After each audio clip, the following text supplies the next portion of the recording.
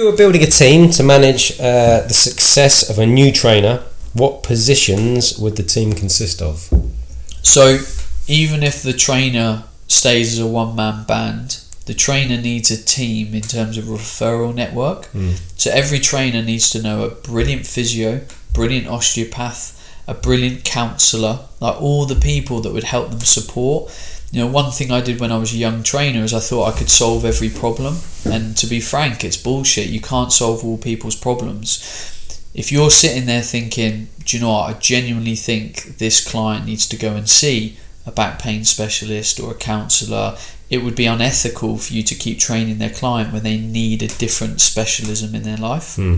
So you need to sit down with that client and say, I know a great physio, I want you to go and see them, your back pain's more than I'm happy dealing with, or you know, is within my remit.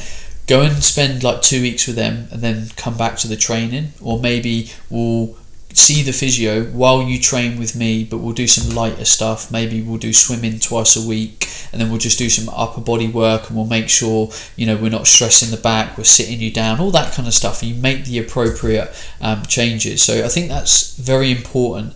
After that, I think the team then comes from where you develop friction in your business. So the first place that I had friction in my business was things like emails, like things that were taking me away from just doing my actual job.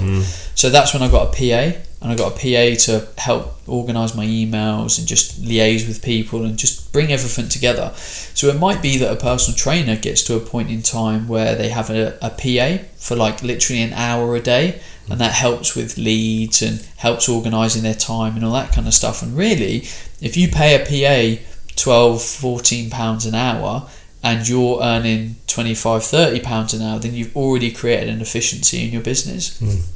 After that, you know, it might then be that you bring on board a great partner in crime. So you might want to run a boot camp, but a boot camp really needs to run every week, 3, 4, 5, 6 days a week.